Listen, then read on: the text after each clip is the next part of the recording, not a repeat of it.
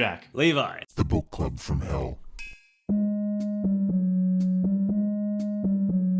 I'm really pleased today to have the two members of the Getting Lit podcast on the show, Sini and Fresta. Two Australians. It's wonderful to record with people in the same time zone as me, rather than getting up at weird hours to talk to Americans or Europeans. Today we're going to be talking about Wake in Fright by Kenneth Cook, the novel, and then we're gonna flip around and talk about the film, and that's going to be on their podcast. And I'm pretty sure these episodes will be released simultaneously, so long as I don't get something wrong. So welcome on the show. Thanks for coming on. Oh, thank you. Yeah, thanks for having us. For your listeners as well, we're referred to by our surnames because both of our names are Matthew. So we're often in the podcast scene, we're referred to as the Australian Matts. So Matts. we decided to distinguish ourselves. We would use our surnames. So yeah. Yeah. Could you just tell people about what Getting Lit is, and then any other projects that you want people to hear about? Just tell us about them now. All right. Well, yeah, Getting Lit is a podcast that focuses on books and usually kind of accompanying media. I started it in 2021. Like so many podcasts, it began. Like this podcast. It was forged in the fires of the lockdowns and the pandemic and all that sort of shit. And mostly, I would say that it was kind of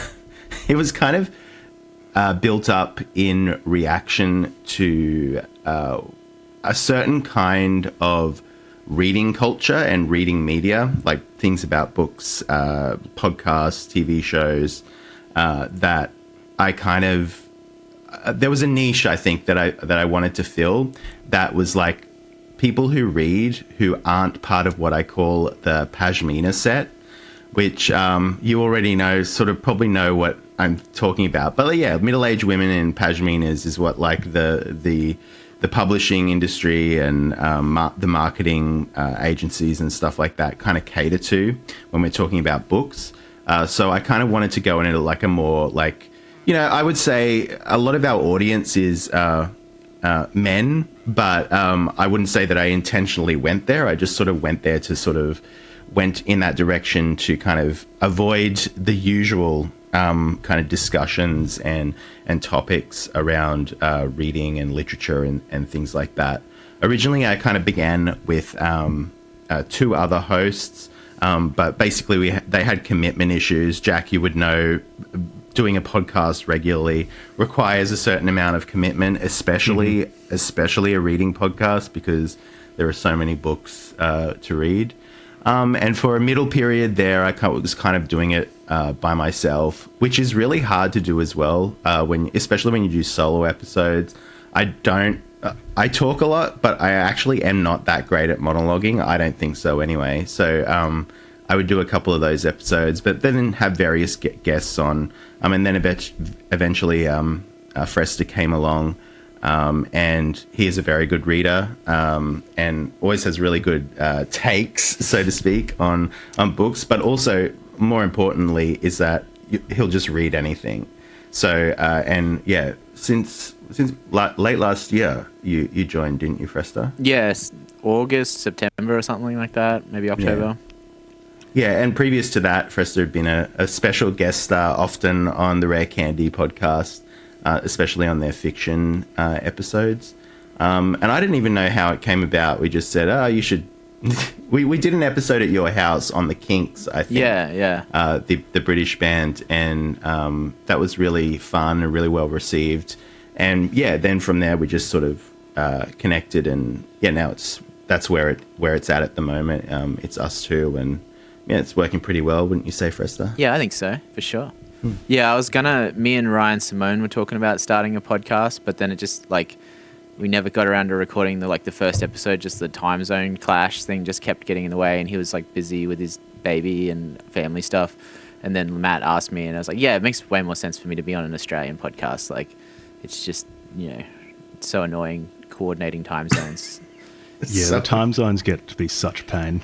And Fresta had a kind of fairly, I don't know, I would say he kind of downplays it, but he had a zine that like everyone in this sort of scene was familiar with, and and that's no longer in existence, is it? Or exists. The extant issues are still for sale. People can buy them on my Bandcamp if they want. I think, was it Coward Punch Records? Look up the Bandcamp. But yeah, I'm sort of, now that I'm podcasting, that's sort of like, just don't see the it's just not worth it to put all that effort in for a zine to then have like 5 people buy it or whatever. So I just prefer to, get it all out of my system, just speaking. And I hate the editing process of it. It's so tedious. So it was fun for a while. I'm glad I did it, but it might be done. I admire people who do zines, but yeah, they look like so much work. There's a fair bit of competition too, and yeah, I mean, look, I guess the same thing could be said for trying to publish novels, which is what I do. It's a lot of work, and you're probably not going to see that great sales. Yeah, like anyway. when I wanted to do it, like there was a bit where I was actually like a burning desire to do it. The work's, it's worth it, but then once you sort of start to feel like, oh, now all I'm looking at is just the tedious printing out and cutting up and sticking in and editing, and then you print the whole thing, scan it out, and you realize there's like a mistake somewhere, and then you got to like go back, and it's just like not worth it, just for like, if you're doing it for financial reasons only, it's not worth it. So once I sort of got bored with it, I was like, yeah, there's nothing else driving me to keep doing this at the moment, especially when I can just podcast. Yeah. Podcasting is like zine making, I feel like. Yeah. It's an audio zine. A lot more straightforward to do, unless you're doing solo episodes, which I totally agree, they're really hard to do. I have a really hard time with those. I've thought a few times about trying to do more, because there are books I read that I think it'd be fun to do episodes on, but I can't find someone who'll read them. But yeah, just monologuing about a book for an hour is so difficult. It's so hard when you don't have someone to bounce stuff off of. Yeah, and you already, as a podcaster, even when you have a co-host, you already feel like kind of a schizo. So when you're just doing it by yourself, you're just like talking into the ether, and you feel absolutely mad. So yeah, I can't imagine doing that. Like, I remember I submitted a thing to Ghost Jail years ago, and it was like a minute and a half, and just like talking into my phone to record that, like, took forever just to get like a good take, and felt like real weird. You know who is good though, just monologuing about a book, is that the Hermetics podcast guy. He is fantastic. Yeah. He'll do book reviews, and like, they're solid, and he'll go for like 45 minutes just on like Pale Fire or something. Yeah, that whole podcast is fantastic. If listeners haven't listened to the Hermetics podcast, they really, really should. But how about Wake in Fright by Kenneth Cook? I hadn't read this one, even though I'd heard, like, I knew the name, and it's such a famous Australian book. I hadn't read it until you two suggested that we could do an episode on it. So for those who aren't aware, or probably aren't Australian, Wake in Fright is a 1961 novel by Kenneth Cook, and it basically details the descent of a bonded school teacher, John Grant, into drunken madness in Bundanyabba, which is this town in just bumfuck nowhere in Australia. Was it modelled on Broken Hill, or was that from the film that That's what it says in the introduction to the book that I read, that it was modelled on his time in Broken Hill. Because I thought the Yabba was a real place, like, until reading that intro.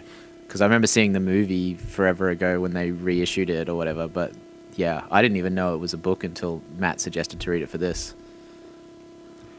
Yeah, and in the most Australian, I guess, stylistic choice of the book, John Grant loses all his money gambling, and on 2UP. Yeah, on 2UP as well. Just the stupidest, most caveman thing to gamble on. It is literally, you just chuck 2 coins in the air and bet on if they land heads or tails. There's no even point in there being two coins because the one heads, one tail thing is like a fault or whatever, a void kind of. They just reflip. Yeah. So why not just have one coin? So there's a 1/2 chance of it just being voided. So it's like a 1 in 2 chance of it being heads or tails anyway. Or of getting a meaningful result. This is like a game obviously devised by like beer swilled Anzacs or something in the trenches of Gallipoli. I love that. I guess if you need to pass the time as a soldier, or just if you're getting pissed at the local RSL, maybe having those void throws is good. It just adds a bit of tension. Yeah. Chews up a bit more time. Yeah, an interstitial, an interlude, I guess you would say. Yeah. So when we were talking about which books to cover, why did you suggest Wake in Fright? Because I think it was one of you who suggested it. Yeah, it was me. I suggested it because I've always wanted to do it, like, on the show, but I thought, we could do it on your show, because I've seen the movie when it was, like, reissued, and I remember just really responding to the movie and really loving it. Which we'll talk about on our episode, but it was just a gap in my reading of Australian stuff. Like, unlike a lot of Australian writers and podcasters and stuff like that, I actually have read a lot of Australian stuff. Like, and this is something we can talk about. Is that like Australians don't really read their own. That's completely me. Yeah. Me. I've read Paul Jennings and Max Easton, and now this pretty much. Yeah. Andy Griffiths, big shout out. Read a lot of Andy Griffiths in primary school. The day when my bum went psycho. Is that what it's called? Yeah, it's a classic of Australian literature. Yeah.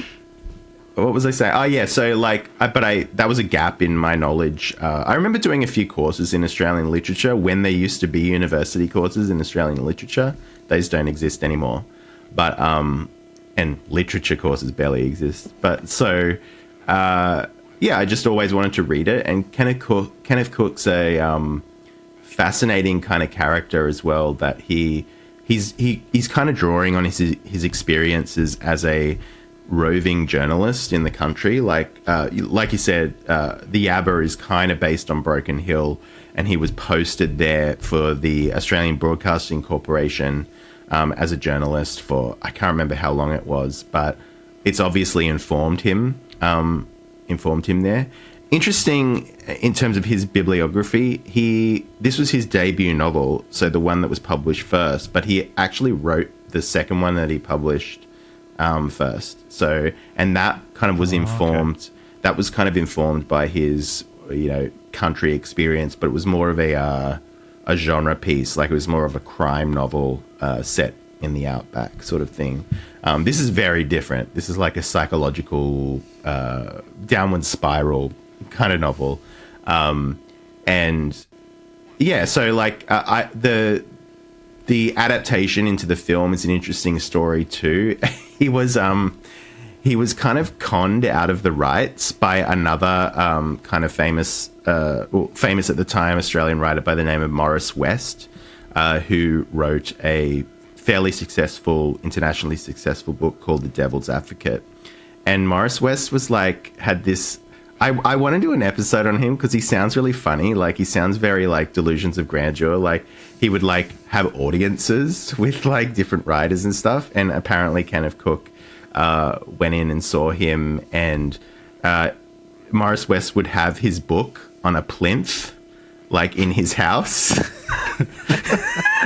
I'd do that shit. Like, lit up, and like as if you were at church and you had to like bow before it or something when you came and had an audience with him. But anyway, West kind of got Kenneth Cook to sign over his rights for like £6,000 or whatever it was at the time, and then it went through this kind of optioning process, eventually leading to the movie. But West actually on-sold the rights and made way more money out of it, like, because he sold the rights through West to like another company that he was involved in or whatever. So there's all sorts of like Australian dodginess around the process from the novel to the film that I really like, and duplicitous like literary figures and shit like that. And so that story always fascinated me too. Yeah, well,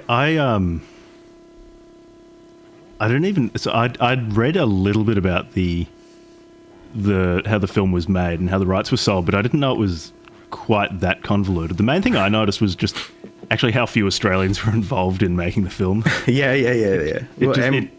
Yeah. I guess we could talk about this more in on the episode about the film when we're or the one we'll release for your show, but. Yeah, it's a strange film because it does feel like it captures something of Australia, but it's maybe you need foreigners to see things that we just completely take for granted.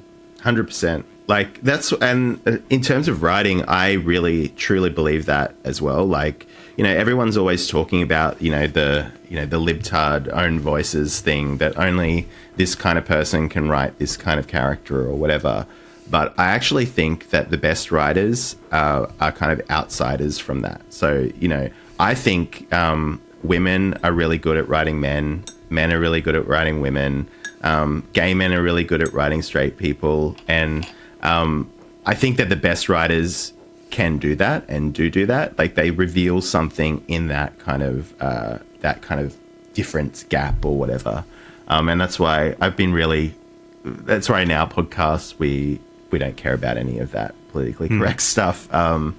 So yeah, I think that the outsider's perspective lends itself to a kind of almost alchemical process where you can turn lead into gold, so to speak.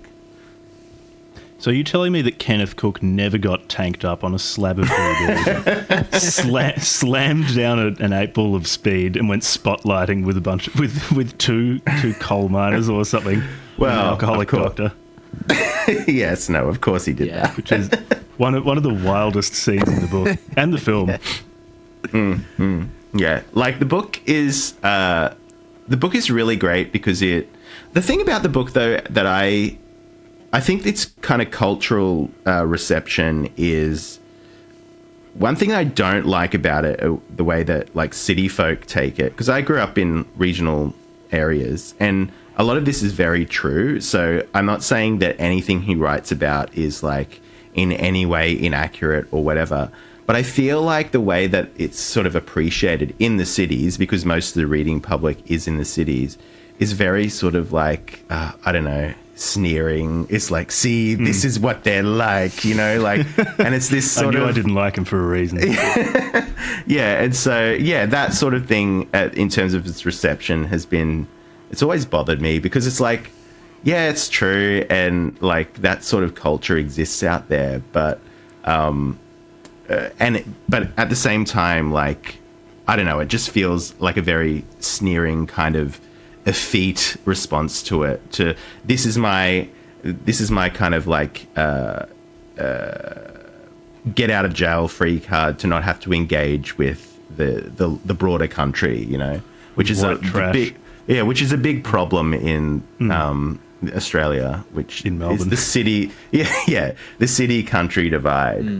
There's a good, if I could just quote something from the introduction, I forget who wrote it, sorry, but it was like, for him, the place is a variation of hell, and the ability to be at home in the bleak and frightening land is a flaw in the Outback's people. There is something wrong with them for enduring this harsh place. They are not the innocent victims of the lonely, arid land.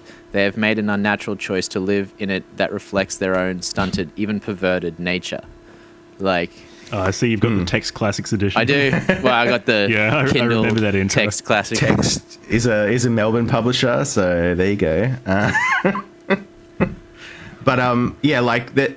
There's something that about the landscape that is actually confronting if you live in a city and you're used to buildings all around you, and cities like even Sydney, but like Melbourne as well, is a very pretty city. Like there's trees everywhere, it's nice and green and whatever. But I don't think that even most Australians appreciate when you go out far enough how like much of nothing there is. And like you do have to be a certain kind of crazy to like live out there, you know? And there's something about the landscape that is haunting or haunted or whatever, that there's it's like just like a blankness. And I feel like a lot of this stuff, the playing two up, the drinking constantly, is in some, this is getting a bit Freudian, but it's sort of filling the blankness of that. Because, and there's even a good, I can't remember if it's in the book, but it's definitely in the movie when the villainous doctor says, "Oh, what do you expect them to do? Like, if they're not going to play two up and swill beer constantly." Yeah. Doc Tyden in that film is just fantastic. It's just such a well-done character. Donald Pleasant's a great actor, but yeah, we should say yeah, he's like, what do you expect them to be like, listening to opera Into or something? opera? Yeah. That'd be even more scary, I think. Yeah. Yeah, there is a terror to being basically in a place which is just flat with nothing, and it's like the size of Europe. And that's basically the middle of Australia.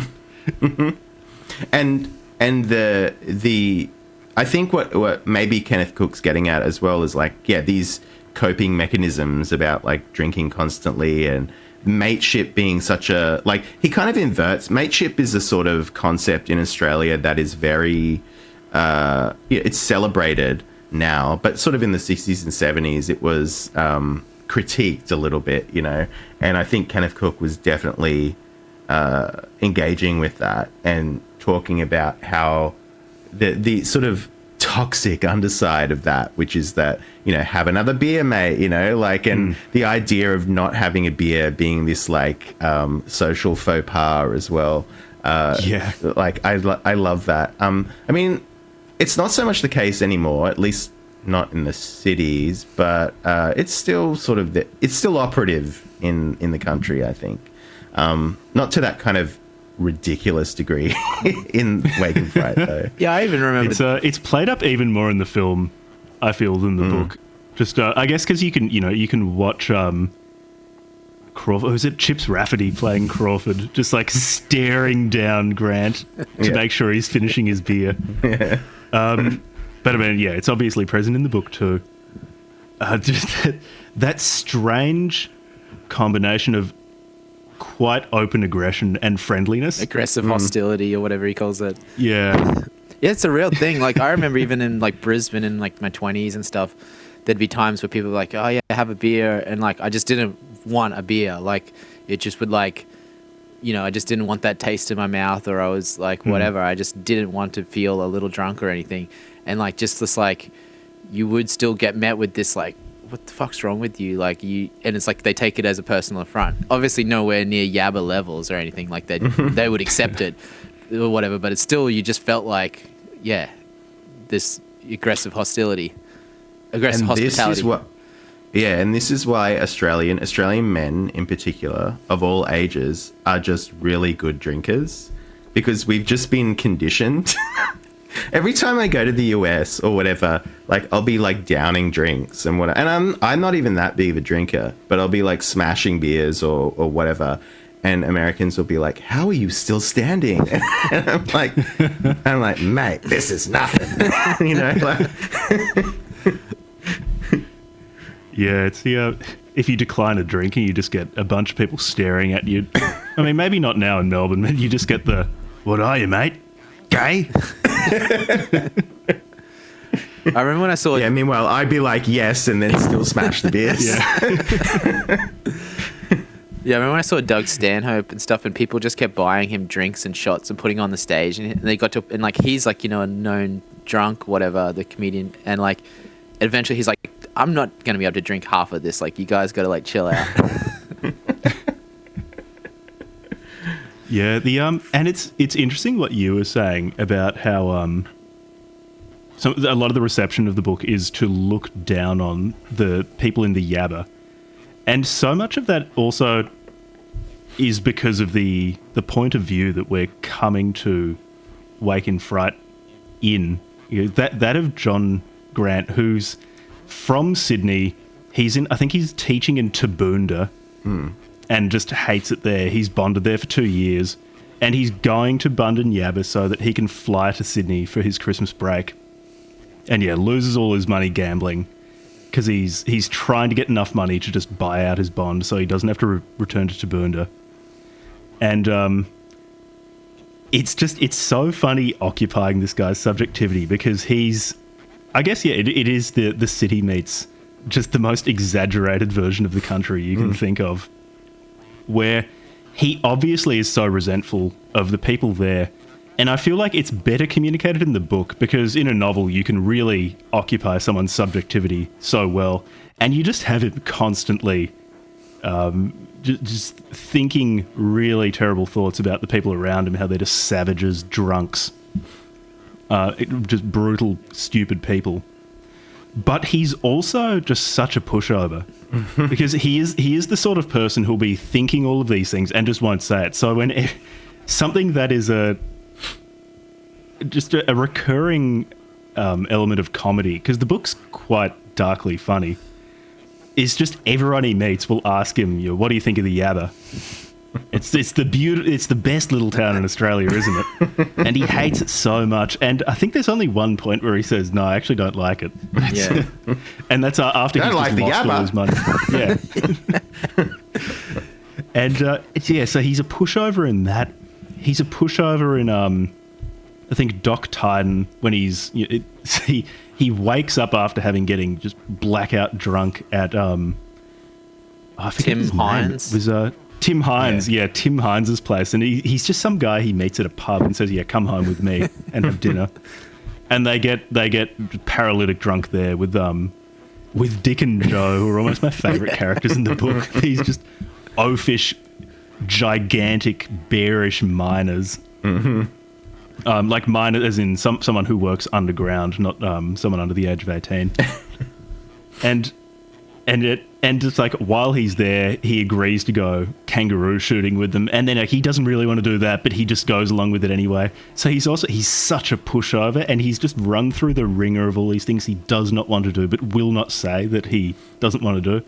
Or when they're in the car, drunk driving around in the desert looking for kangaroos, and either Dick or Joe has a rifle and is just jabbing it into his side while they're driving over bumps and stuff, and he's going nah, it's fine, I know how to use this, I won't shoot you. Yeah.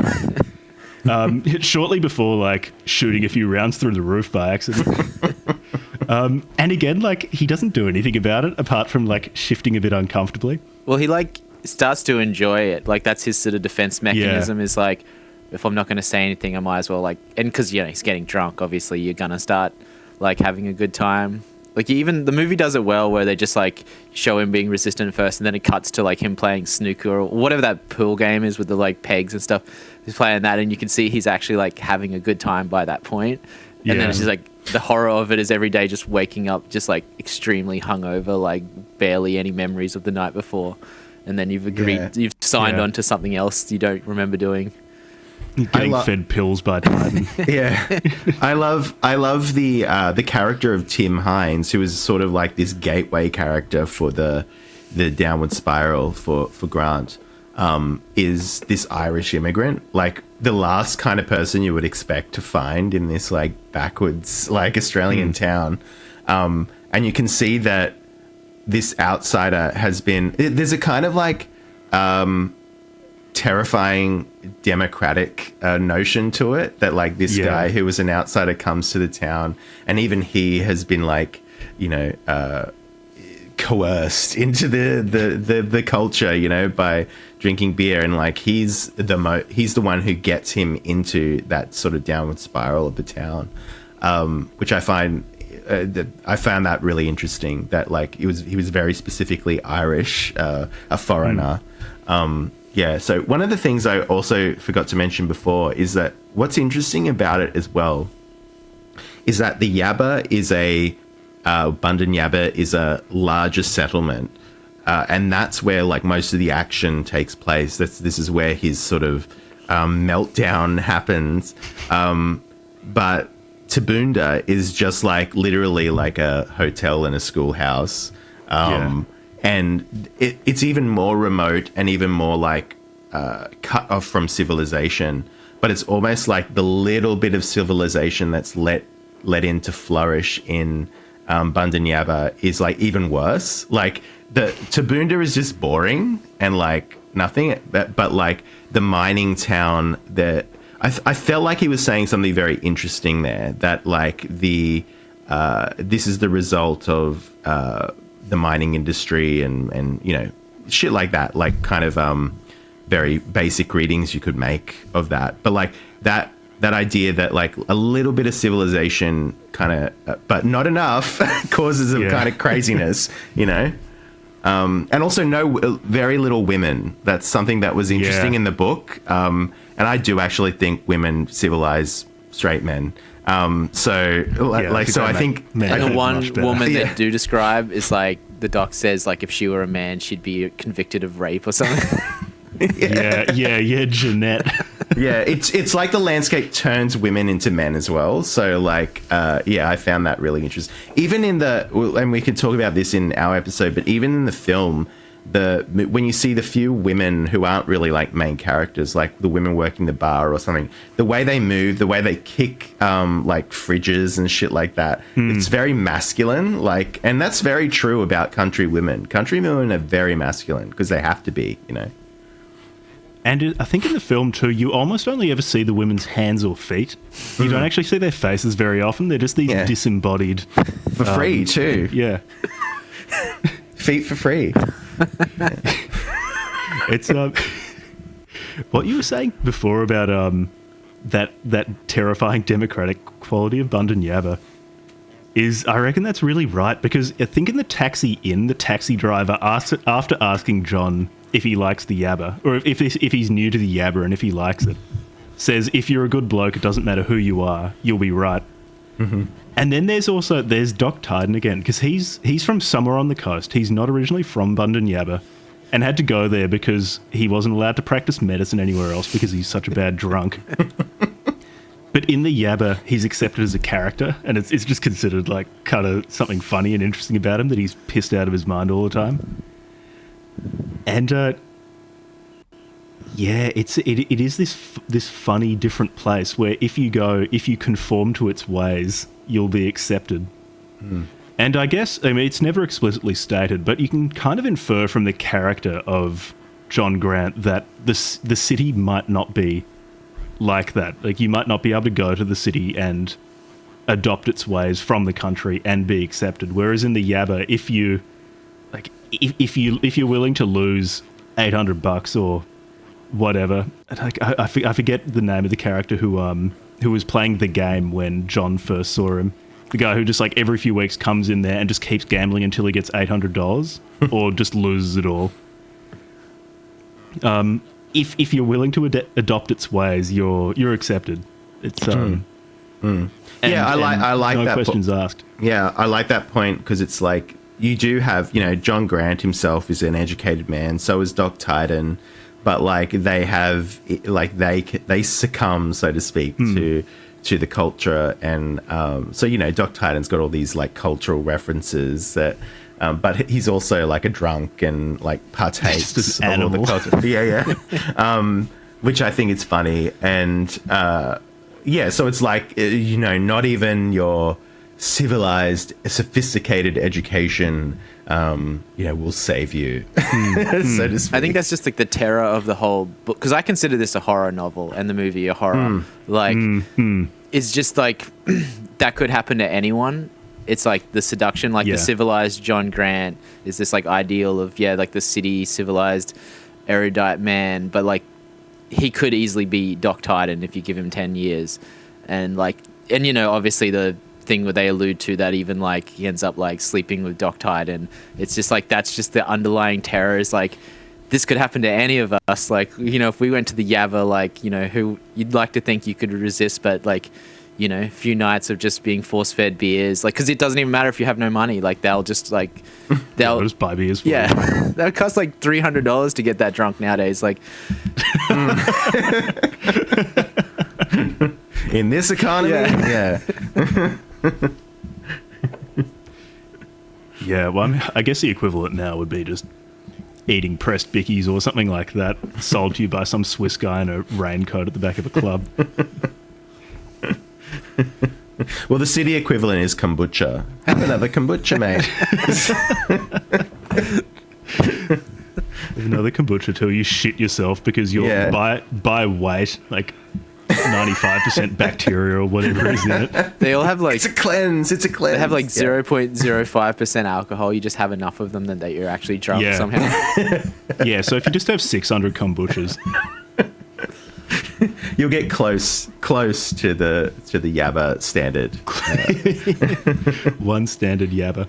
It's interesting. It's interesting talk about just like the civilized or uncivilized nature of the Yabba or Yabba residents versus John Grant, because it was slightly different in the film, but in the book, when he's getting drunk at Tim Hines' place and is talking to Jeanette, who's Hines' daughter, and which, by the way, is the perfect. It's a perfectly incongruous name for the town bike. Like Jeanette is the slut. Come on, like she should be called like, I don't know, Marnie or something. You know. But he quotes poetry to her. And she doesn't respond. And he feels the need to tell her. It's like, no, it's a poem. And she says, I know. It was just one of the funniest moments in the book. But I think it also says something that maybe they're actually more civilized than you give them credit for. And they just, either they like acting like people from the Yabba, or they just need to because of the screaming emptiness of the landscape around them. And the heat. And I feel like that wasn't in the film, and I was actually a bit disappointed they didn't keep that character moment in the film, because I felt like that just said so much. Yeah, he did read like recite some poetry to her, but he just didn't like say that extra line. Yeah. And that's very true as well. Like in my experience, like I have a lot of family in Dubbo, the hub of the central west of New South Wales, which is like it's closer to the coast, but it's sort of 4 hours inland from Sydney. It's very similar kind of vibe to, well, not too similar to the Yabba, but there's still that culture there. And, a lot of my cousins and friends like that they like read books and shit like that, but they also partake of that culture, So it's like there are these, like I was saying before, there are these sort of glimpses of like civilization, quote unquote, but there's still that like overarching kind of culture, beer swilled kind of culture, because what else is there to do in the country, really? Like, if we're being realistic, it's go out and get pissed with your mates, Shoot roos. Yeah, the hunting scene is like, it takes up a huge portion of the book, and it's just so good because you're locked into John's point of view. You can really feel him slipping into the Yabba ways during the roo hunting thing. Just that combination of not wanting to be there. He's got a greyhound crawling all over him in the car that stinks. It's boiling hot the entire time. Dick and Joe are just, I think they're the most straightforwardly just animal characters. They're just complete yobbos who love beer, shooting guns and driving cars. And they're going around just shooting kangaroos. They go to a pub and there's a fox nearby and they all just start shooting it and then just say like, oh, it's mangy, we're not going to use it for anything. Just wanted to kill it. So there's also that there's that casual cruelty that John Grant really recoils from. But at the same time, he's fascinated, and it's another aspect of the city-country divide, that fascination with the violence or the perceived easiness of violence in the country. I mean, in the city too, you can go on King Street and glass someone at 2 a.m. On a Friday night, so it's not as if there's no violence, but that perception that you can just go and shoot animals, or people do that, and they're more comfortable around death, was played out so well in that scene, especially when they go spotlighting and start knife fighting kangaroos. I think that scene, like, just from the way it was written and its place in the novel, sometimes writers, whether you're writing a short story or a novel or whatever, you will have a scene that is the scene, right? And I think that was the scene, like that the whole novel was trying to like capture that and like render that in prose. And I feel like, because you can usually tell, and I think that was definitely something that he wanted to kind of write about. And I don't know how much direct experience he has with that. Felt very real to me, but it was so good, the cruelty of it and the shocking kind of violence of it, and the film does a good job of like depicting that too. But I like I've always loved, there's so many funny things about Australia, and like the one of them is that like we kill kangaroos, which are like one of our emblems. Could you imagine? There's so many of them. Yeah, there are. So there's plenty, but it's just like, could you imagine if Americans went around hunting bald eagles? I mean, they're endangered. Making sausages out of them. Yeah, making sausages out of them and feeding them to their dogs and stuff. I just think that's funny. Yeah, we should have the platypus or something as our emblem, like an animal you're not gonna hunt or eat. Yeah. Yeah. I feel like that would cause some kind of jinx where people would start trying to hunt platypuses after that. Yeah, you go to like the Baroque butcher or whatever, and they have all the game meats and this like platypus fillets. Beautiful, yeah. I'm curious. Could be alright. I mean, if it's going to inspire people to kill them, could we make brown snakes or tiger snakes the national emblem? Yes, Just get rid of them. Please. Yeah. Yeah. Snake. We have so many. The thing is, though, that this is something I have a lot of American friends, and they're always talking about the wildlife and how crazy it is and whatever. And yeah, it is crazy, but you get used to it. But also, we don't have megafauna, so I'm like, I'd rather deal with like a snake than like a bear. Yeah. You know what I mean? Or a wolf. Yeah, absolutely. Like, because a snake, you can just get a shovel and like behead it or something. Well, you can run away from a bear, snake if you see it. Like a bear, I feel like once you see it, you're kind of fucked. Yeah. Yeah, I guess just because I've grown up in a place without bears, I have no idea how to deal with bears, whereas snakes are a known quantity. Mm-hmm. And possums too. Possums are annoying, but like, you know, you could just throw them some food. And they're not like the American, those really terrifying opossums or whatever they look fucked up. Yeah, yeah. But like possums, they're disgusting. They're like the meth version of our possums. Like, they're missing teeth, and they've got like, they just look weird and ratty. Yeah. Do they make the same horrible noise though? No, they don't. I love the sound that possums make, usually that sound is when they're mating too. It's like a mating call. And their mating sounds really violent. Like you just hear like running across your roof, and it sounds like the male tackles the female, and then it's just like violent possum rape. I'm sure that's what happens in the Yabba too. Like that's how it happens with the men and the women. But I mean, I'll give people crocodiles because crocodiles are terrifying, but they're only really in the north of the country where hardly anyone lives. So yeah, they're the dinosaurs that outlived the dinosaurs. Yeah, so they're terrifying and seem to eat only German tourists who go swimming in bodies of water that they're not meant to go swimming. Yes, yeah. As Bob Catter has often drawn attention to.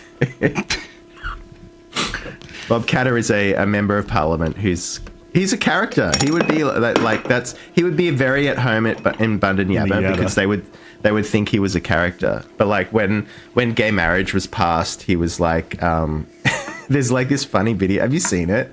This funny video. Is this the one where he said he didn't care about it or he didn't think about it? He was like, in this electorate. No. This was when it's not my problem. This is like when it passed, and he was like, he said something like, he was like, oh, people are entitled to their proclivities. Let 1,000 flowers bloom or whatever. And then like very suddenly he changes, like his face like becomes hard and sharp, and he's like, but I'm not spending any time of it because every week someone gets eaten by a crocodile.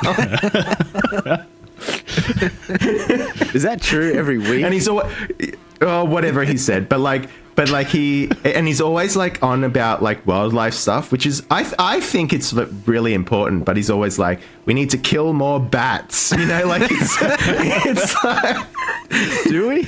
These greenies, they like with their green tape, like we need to cull them, because I think bats have a virus that like if they get near horses, it jumps to horses or some shit like that. But like, Bats carry all sorts of fucked up viruses. Like They do. carry like all sorts of weird hemorrhagic fevers that can be transmitted to humans. I don't know why specifically like viruses that can infect bats jump to humans and cause so many problems, but yeah. Like I forget which one, might be Hendra virus or something that can be transmitted with bat piss. They piss on that's you the and you horse. start- That's the horse one, I think. Okay. Yeah. You start bleeding out of every orifice. Oh, wonderful. This is why I don't like bats. Everyone hates that I hate bats, but They're cute. No, they smell. I hate them. Yeah. They're associated with vampires for a reason. They're evil.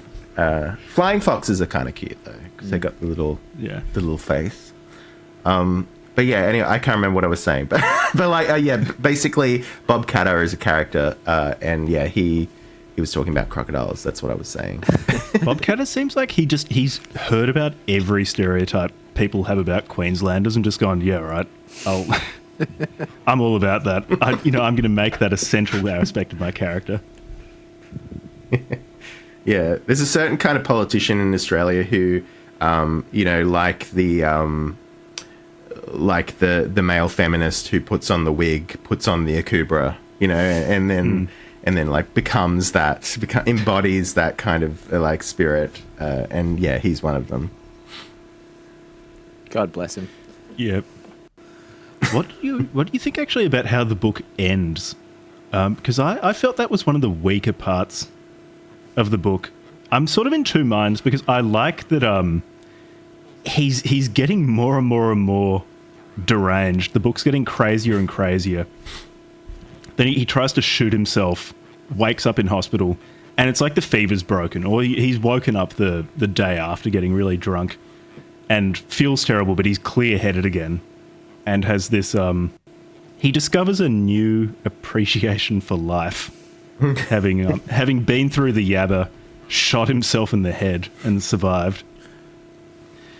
And on one hand, I like that kind of like blinking back to clarity. It's he's thinking straight again, but I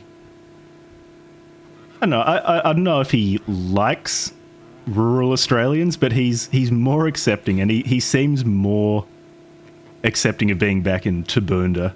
That at least it's not the yabba, and at least he's not being force-fed beers. Yeah, it's like I took it kind of as like, what's the word? Is it like catabasis or whatever? Like the underworld. Like you dove into the underworld, and then you come, and that's him sort of coming back up. Like, because I don't particularly like the endings of. It's like a cop out when people just kill themselves, and that's the end of a story.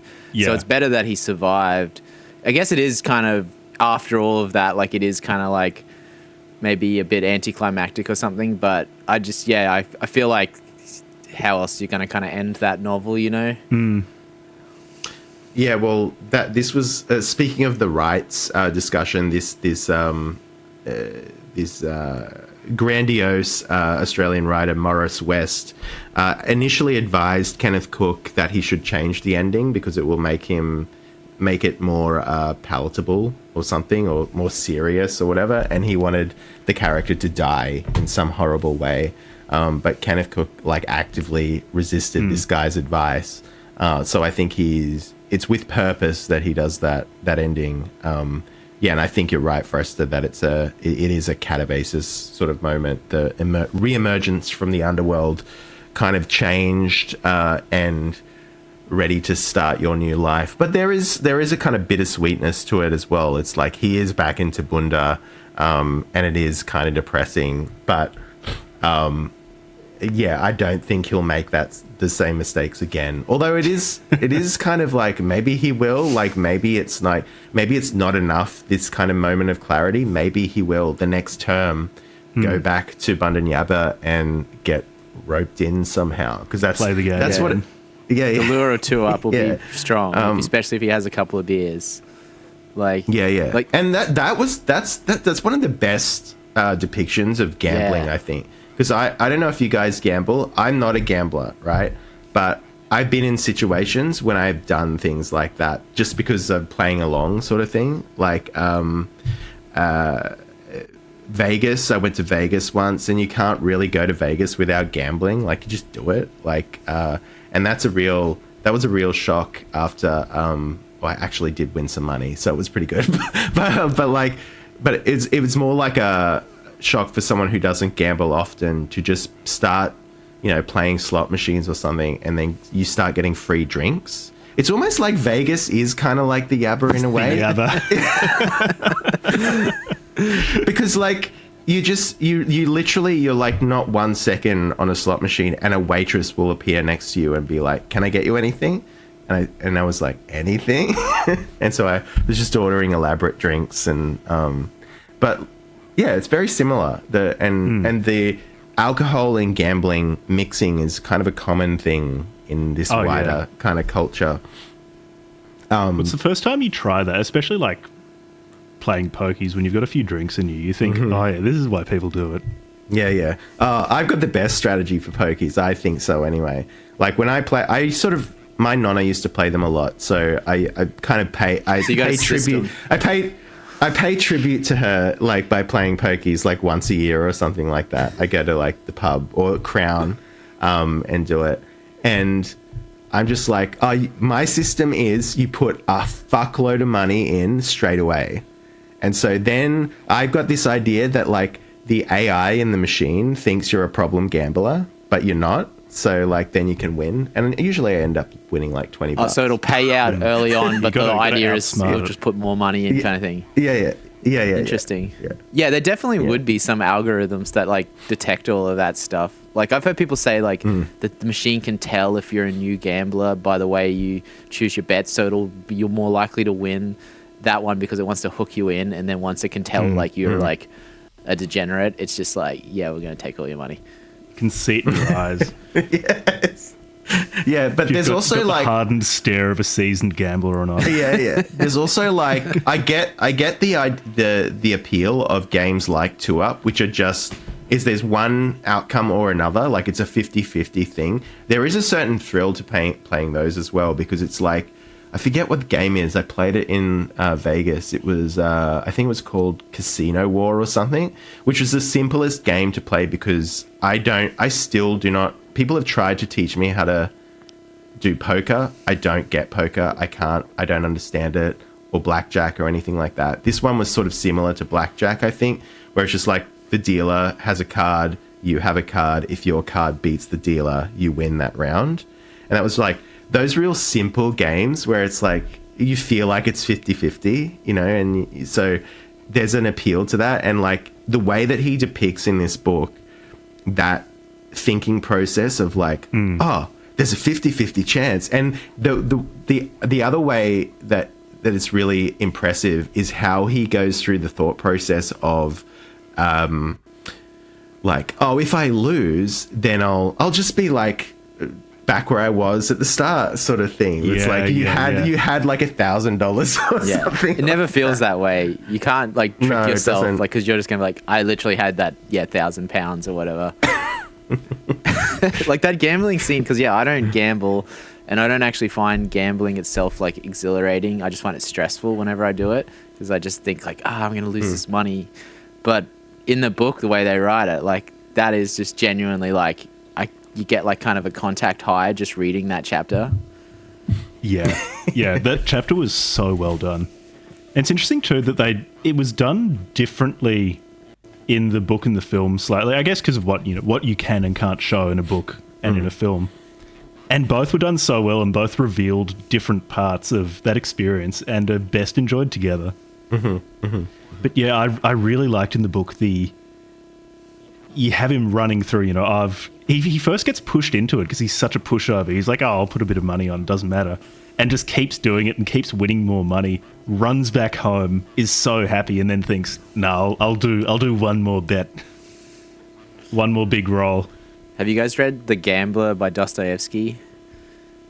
Yeah. You know how there's like the old grandma and she's like, what's this 00 thing? Like, it seems like that's the best one. And she just keeps putting it and then like winning.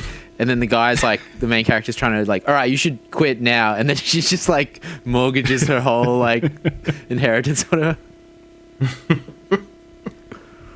Yeah, Dostoevsky apparently was an insane gambler. It's pretty lucky that he didn't have access to like Sportsbet or something now, because He just wouldn't have written anything if he could gamble as easily as we can gamble now.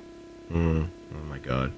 But yeah, like gambling, and there's a nice little the relationship of gambling to masculinity as well. Like that, women hardly ever gamble. Like, and if they do, it's usually like older women. Like I said, my nonna and stuff. And that is a very male kind of coded thing, gambling, because it's like high risk, high rewards sort of behavior.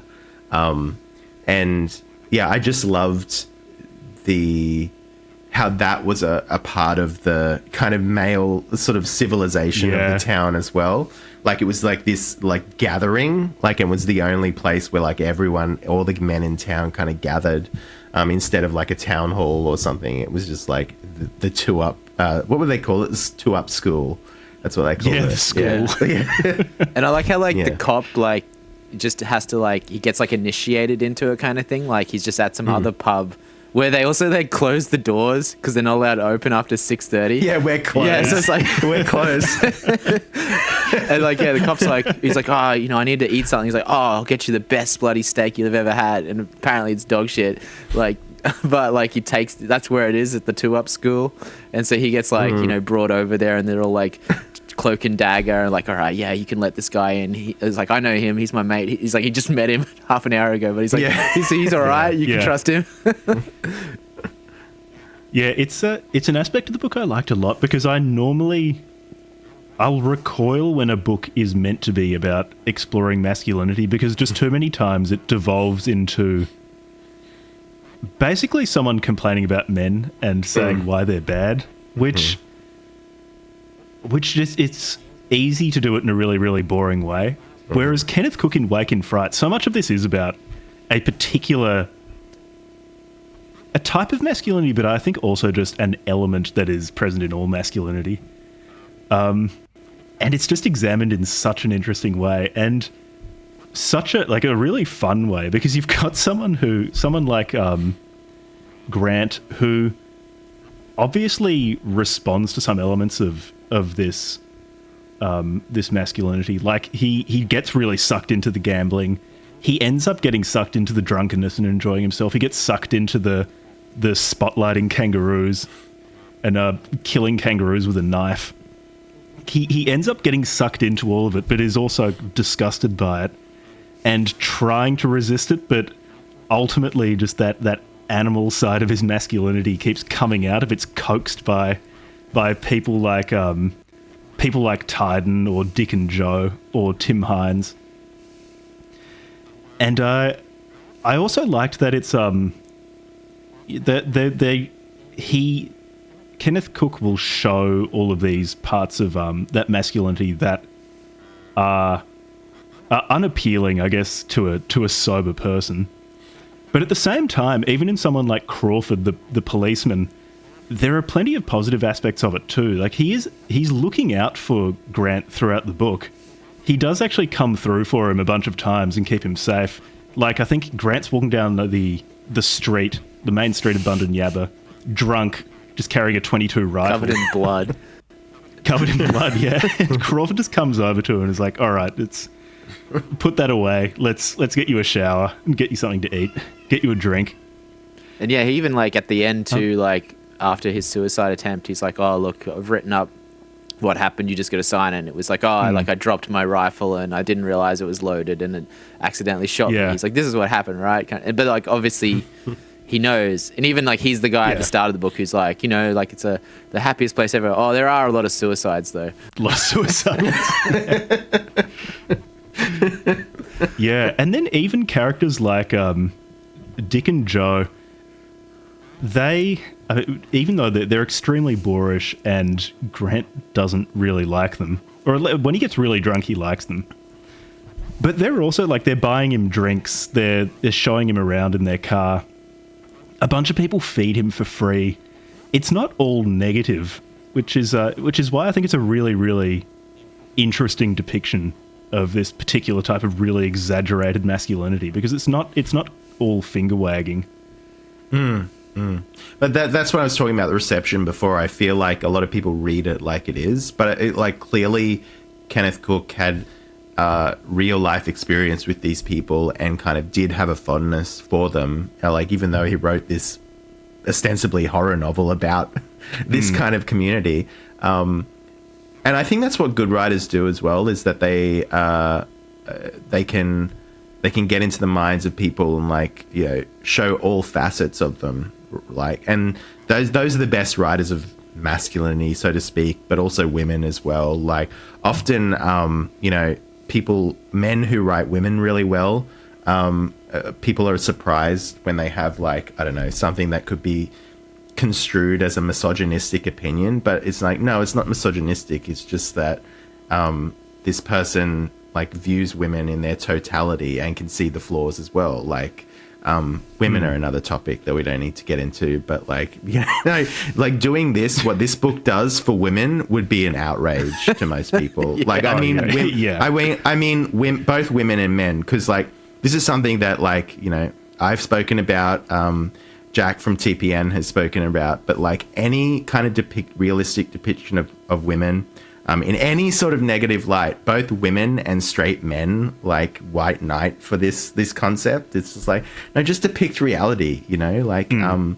I think that's what this book does with men in particular. Like, there is a truth there that isn't completely finger waggy, like you say, but isn't also like, these people are irredeemable pieces of shit sort of thing. And this is the problem now, I think. Generally, we've had these a series of pieces now on, you know, why men aren't reading fiction, and I think to the extent that there's even any sort of evidence of that, I kind of don't buy it. But let's grant the premise. I think that possibly it's because people don't want to depict things in a kind of truthful way, and this demographic is sort of shying away from that and going elsewhere. That's my kind of read on it anyway. I don't know what you guys think. No, I agree. Yeah. Well, if I'm reading a book and I feel like it's just constantly pulling punches, I'm going to stop reading it. Oh, he's gone. He'll be back. He'll be back in a bit. Yeah, if I'm reading a book and I feel like it's not willing to get at something true, because the author's afraid of blowback, then I'll stop reading. Yeah. And I guess if you just have that experience too many times, you're going to stop paying attention. And yeah, like when they talk about, like, the literary man, they just mean, like, normies or whatever aren't reading books like they did in the 70s. And, like, you know, they're not probably going to, like, go back looking too far. Like, you know, they're going to want something that's kind of new or relatively new. So if there's, like, and they're going to want something that's, like, advertised to them in mainstream channels that they're going to find out about somehow. Like, there are those books that exist, I'm sure, but they're just, like, these normies or whatever aren't going to, like, find them, you know, unless they've got a particularly clued in friend that's going to push it on them. So that's the problem, is there's just nothing in, like, mainstream literature that's, like, yeah, that's actually speaking to them. So it makes sense that, like, but whereas, like, with, like, oh, even, like, do women feel that way too, that there's just anything in mainstream fiction that's, like, really speaking to them, like maybe like a Tessa Moshfegh or something, like, but again, even that's getting kind of indie. So yeah, I don't know. It's in a pretty weird place at the moment, just contemporary publishing, because really basically the only contemporary novels I read are by internet friends. Yeah, if they write and publish something, I'll happily read it. But otherwise, I tend to read things that are older. Oh, he's back. I dropped. I mean, I actually read. I've been reading books by Gerald Murnane. Oh yeah, and he's still alive, which is unusual for me, and he's remarkable. I listened to your Method and Madness episode yesterday, because that is a book I want to read, and I always suggest to Sini, like, I was like, let's read a Murnane book for the podcast, and we just haven't, like, done it yet. So it was good to, like, listen to that, and because that sounds like The Plains has something similar to, like, Wake and Fright, in that it's in the desert, I guess, but otherwise, nice gone. Otherwise, like, much different kind of subject matter, or just different writing style, I guess. It's different in so many ways, superficial ways, in say, in terms of how it's written in this very, very distant, almost bloodless, dry way, whereas Wake in Fright it's got a lot of action in it. It moves really quickly. It's really, really dynamic, really character-driven. Whereas the Plains doesn't even really meaningfully have characters or a plot. I think a huge point of intersection between the two is both of them are about the effect of the Australian landscape on people.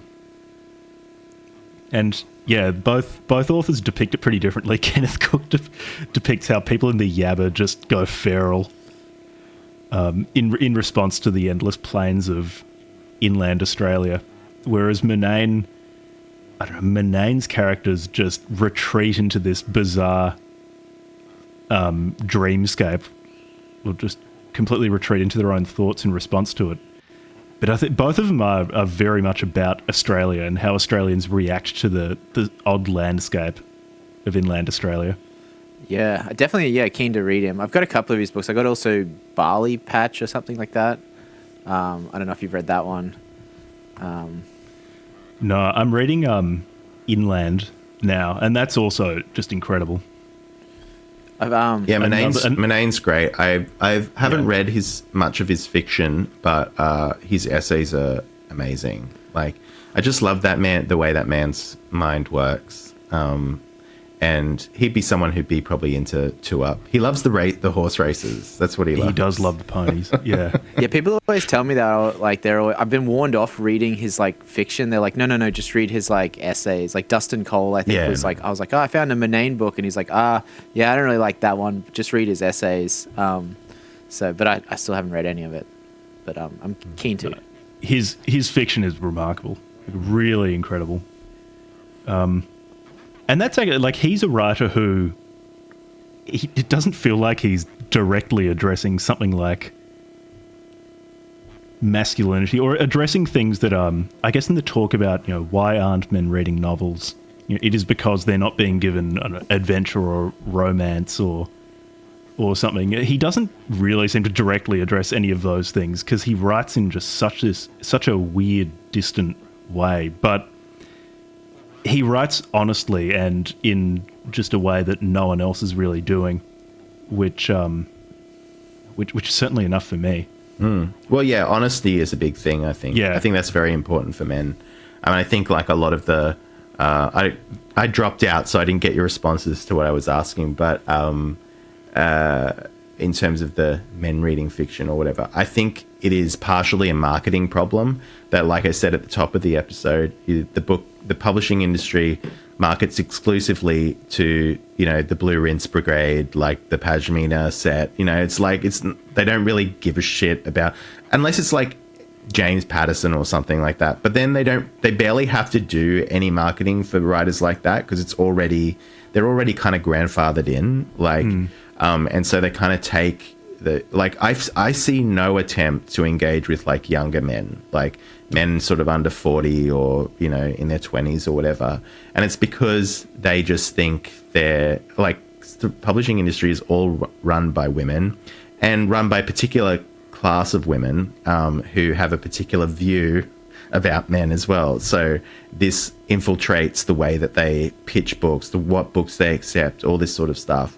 And, that all exists, but there's a danger there that if you're a male writer or reader, that you can't be like, I think there's a danger of being too resentful about that. I think you just need to go out and like just make your own stuff and make your own spaces. And I think it is a marketing problem, but it's also, it's a chicken and egg thing where like you don't engage the readers and therefore you don't, champion the writers who would engage those readers, and sort of like a vicious circle that's been going on for a while now. But hopefully, like podcasts like this, I think help to generate that. Like, I don't know about your audience, but like our audience is predominantly male, so and people are surprised by that. Yeah. Also, I think just in terms of a lot of the books we cover, like. We've slightly moved away from it, but still very much have classic episodes. The original idea of the podcast was just reading books that we knew we would dislike, that bizarre, extreme, like esoteric Hitlerism and stuff like that. You thought you Fresta's wouldn't like probably that read one? that. Oh yeah, I did listen to your Trump shamanism one. That was a bit of a disappointment. I was hoping that would be much weirder. I enjoyed your transmaxing episode a lot more, actually. Transmaxing. Yeah, that was depressing, man. That was just sad. Yeah, I'm not reading that. It's just a really, really unhappy group of people. But it's stuff like that, and I feel like probably at the moment, at least the guys I know are more interested in that kind of like just bizarre literature than the women I know. And yeah, like our listener and viewer numbers on YouTube bear that out.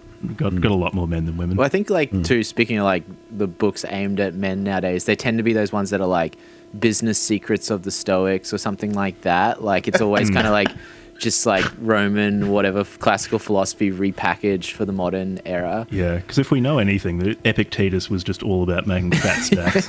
Just only cared about the physical world. So that's the lesson we're drawing from Stoicism. Fat stacks in the Stoa.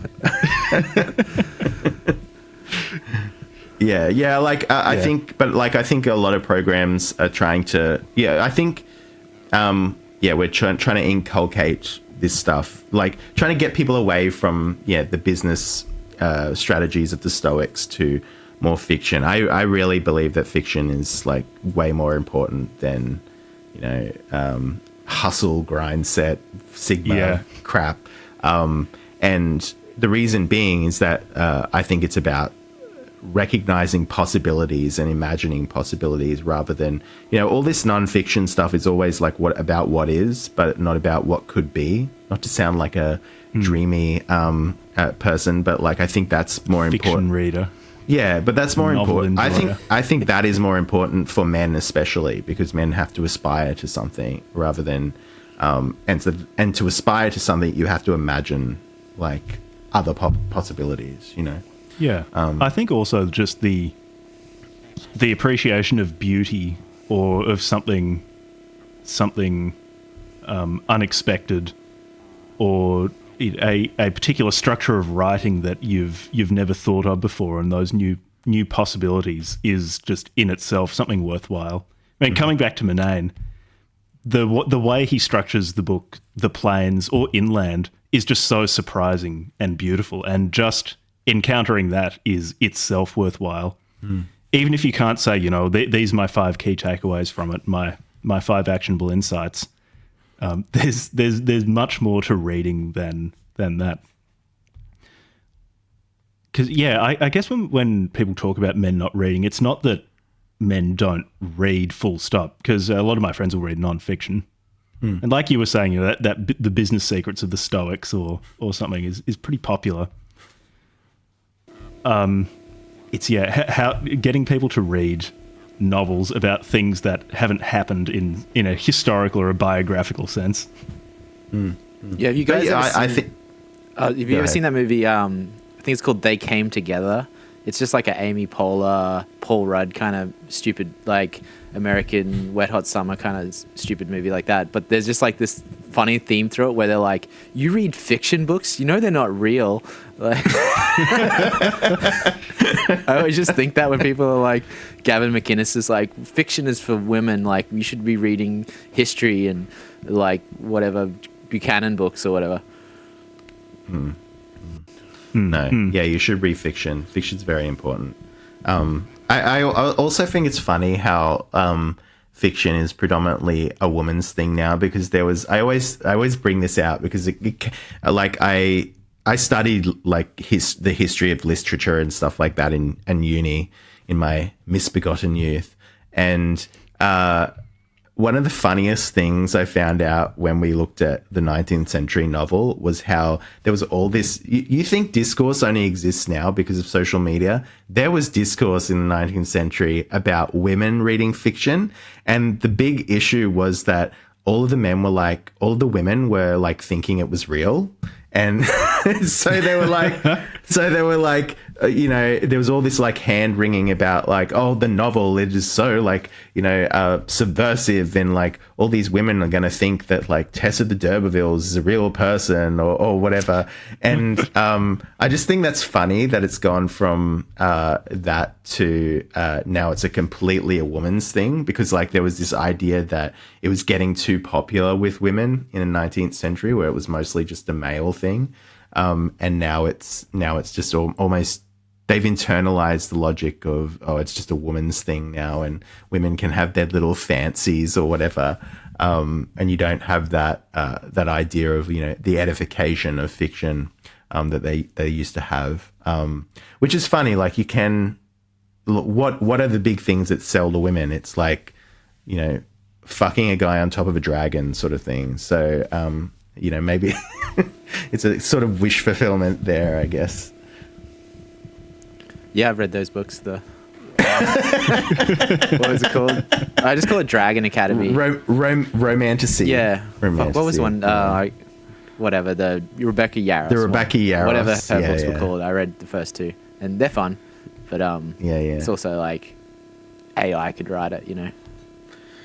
Yeah, that's another thing too. AI, the only writers who should be afraid of AI are those sort of writers. And I don't even mean genre writers. I mean genre writers who write like you really paint by numbers stuff, because that stuff is easy for like an LLM to kind of copy and emulate. Yeah, well, there's a huge appetite for I guess proto AI slop. That people who were writing AI slop before AI had the capacity to write slop, and yeah, for them, they're not able to generate hundreds of pages in 5 seconds. Mm-hmm. So I'd be very nervous if I were them. I wish I was. That said, I mean, if you have a big enough name as an author who has been writing proto AI slop, you probably actually could just use AI to generate pages and then put your name on it and probably do pretty well. Mm-hmm. Yeah, I wish I was cynical enough to just like put that in, just be like, make it erotic and like have a dude be real hot and, you know, have there be trolls and dragons and shit, and like just, you know, put in a couple of other prompts, and then like, yeah, I've got a 700-page book here, and I would have like a, you know, a fake name or whatever I'd put it out under. A woman's name, preferably, for that sort of book. Yeah. And then you just do a production line and you just like sit back. Maybe that's a way that us writers can like make some money, is that we can do the prompt stuff under a pseudonym, just bring in the cash that way, like the fat stacks, so to speak, Jack, and then just write our like quiet literary novels in our garret that we paid for with our slop that we've generated. Yeah, it'd be funny to like historically look back. It's like, oh, look at how his career started when he was writing under this name, and then it became like these inaccessible literary books. I wish it were that easy, or if it were that easy for me to write slop, because there's a real skill to writing. I mean, I guess it's not slop if it's handcrafted. I only really think of it as slop if if an AI is doing it, or if it's virtually indistinguishable from an AI doing it. But there is a real skill to writing those sort of young adult romantasy novels that get people going wild over them. It's a skill I just don't have. Well, there was a skill to the old Mills and Boons as well. My mum used to read those, and I remember for a fleeting moment I was like, oh, maybe I could write one of these, because they're really short. But I remember looking on, I think it was a website or a magazine or something that went through the formula, and it's literally like to the page. Like it was like by page 9 there has to be a kiss, and then they have to fuck by like page 50 or something like that, and then something else happens. Like it was, they had these kind of regulations, so to speak, in these mass-produced Mills and Boons books, which is interesting. In America, I think they had Harlequin romances, same sort of thing. But yeah, they were like the production line. But yeah, I even that's better than slop. I feel like, because there's a literal romance to that. But being that kind of writer as well, I kind of respect that, because I couldn't do it either. Yeah. Yeah, do you think... I mean, because something like Wake in Fright doesn't feel dated at all. This feels like the sort of book that could really, really appeal to to plenty of men who aren't particularly interested in novels at the moment because they don't feel spoken to. Because if this were released in 2015, I wouldn't blink. It apart from, say, they use pounds rather than dollars, but I think basically other than that, it feels really modern. Yeah, I imagine if you went to exactly Broken Hill now, it wouldn't be that different, really. Yeah, it's still the Yabba. And yeah, the book is a straight up banger. Like, it just like reads itself, you know, like it was just like, nothing about it was like at work at all to read through. So I would recommend this to like normally dudes just for something. It's like less than a 200, I think. Yeah. It's not even 204 pages is my edition. And I mean, for those watching, pretty big spacing between the lines. Like, that looks like double space. Big font. I don't know how many words it is, but it's short and it moves really quickly. Yeah, it does. And there are only a handful of scenes. There's basically like John's in Tabunda, John gets to the Yabba, John loses all his money gambling. He goes and he goes to Tim Hines' place. He goes kangaroo hunting, and then he shoots himself. I think that's basically it. The book. Yeah. He tries to hitchhike. It's just like it's so fast. Oh yeah, we got to talk about the hitchhiking scene because that is so funny. Oh like, that's the hitchhiking scene. That's the dark humor of it as well. Like, he's such a dumb city. This is like dumb city folk stuff where he sees the name Sydney on the side of a semi trailer or whatever. Yeah. And is like, oh, he's going to Sydney. I'll hitch a ride. He goes in and there's this scene where he meets this guy and the guy is like not going to give it to him for free. He has to sell his rifle to him. He does that. And then eventually he gets in the sort of bed of the truck and is driven to the city. But like, it turns out the city to the guy means the Yabba. So he ends up back at the Yabba. I knew that was going to be the way. Funny. Obviously, I'd seen the movie, but I'd forgotten. It's been so long. But I was like, he said the city. Like, obviously, it's going to be in this. It couldn't be just he gets a ride to Sydney. That guy too, that truck driver, is probably the most scary character in the whole book. Like, because like he was so unpleasant. Like, I imagine just this like pig-faced guy with little beady eyes and like burn scars and shit everywhere. Like, and then how he's just like, well, what's it worth to you? Must be worth a couple of pounds at least. He doesn't have that like aggressive hospitality. It's just aggression. Yeah. Yeah, because you get the sense that he's not from the Yabba, I guess, like that, because he's a truck driver, so maybe he is from somewhere else, so he doesn't have that inbuilt, aggressive hospitality. Yeah, he's a good character because he's doing a lot of work in, showing the reader that I guess demonstrating to the reader that people in the Yabba actually are friendly in their weird, overbearing way. Because you meet someone who's just not friendly at all. You're kind of worried that he's just going to shoot you in the back of the truck. Yeah, and even when he's like, I got 100 bullets for the gun, and then he's like, this isn't 100. He's like, oh, well, I don't know, I didn't count them. Close enough. Yeah, that's so funny. I think Kenneth Cook has he's got this sort of old style journalist's eye, and that's why it's so that's why it moves. It's very propulsive. Like, even though it's not it's not full of action, but it's like it's a very well told story. But it's also that kind of observational idea, which journalists used to have. Like, journalists just repeat PR statements now. Like, they don't actually observe things or like think critically about sort of stuff. And he was a beat journalist, so he was like on the streets, like interviewing people, worked in television as well, so was really good. Had to write the scripts for the because it was very early on when the ABC moved to television that he was writing the scripts for these, and so he'd have to watch the raw footage and basically write the script. So that requires a level of like attention to detail and stuff. And there's so much but it's not. He's not heavy-handed with it either. Like, he gives you just enough to like envisage this like pig-faced man and various other things as well. Like, so his writing is like really you might call it sparse nowadays, but it's also really keenly observed.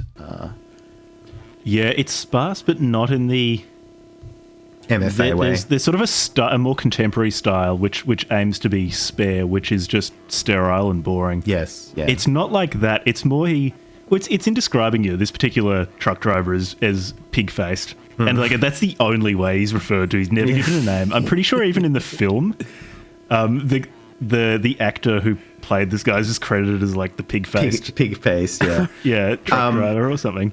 That's interesting. I think it was on a recent episode of your podcast. Someone was talking about attack surface in writing. I think that was me. Yeah. And I really responded to that because that is so true about the kind of workshop to death writing that gets encouraged nowadays, where it is a kind of like sparseness that ends up being like really diaphanous and sort of just nothing, because it's like the writer is as far as possible trying not to get attacked, like from, and I don't mean like literally, I mean like critiqued, or like the writing is unassailable because it's so perfectly crisp or whatever. That's not what this is. This is like a more journalistic kind of style of observing, the who, what, when, where, why sort of details, but a little bit more literary. This is just tight. Like, it's just real, like, there's no fat on it or anything, but it's also, it's not like overly workshopped or over edited. It's just like perfectly edited. Yeah, and the pacing is dead on. I really respect people who can pace books well, because it's very hard to do. Because basically every part of this book is either building to some sort of climax of losing all his money at 2-Up or stabbing a kangaroo, or it's at that peak, or it's coming down the other side and he's feeling shame and revulsion at what he's done, and he's already got a beer in his hand and is smashing that down and preparing for the next peak.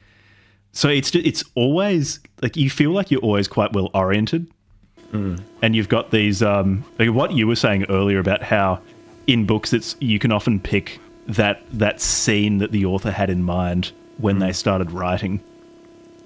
And you can kind of always feel those moments, and you know where you are in relation to them, and you can feel them coming, or you're coming off the buzz of one of those, and like that's really great and really well done too, and that just helps with this sense of motion.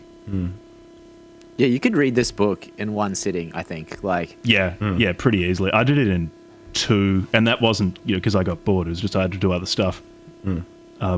It moves so quickly. Yeah, it's so great. And you can see why it was why they wanted to adapt it too. Like it's really, I hate using this word for books, but it is very cinematic. The reason I hate using that word is because I like books that lean into being books rather than just, I hate people who try to write movies in books. Like I hate when people do that. It's a book.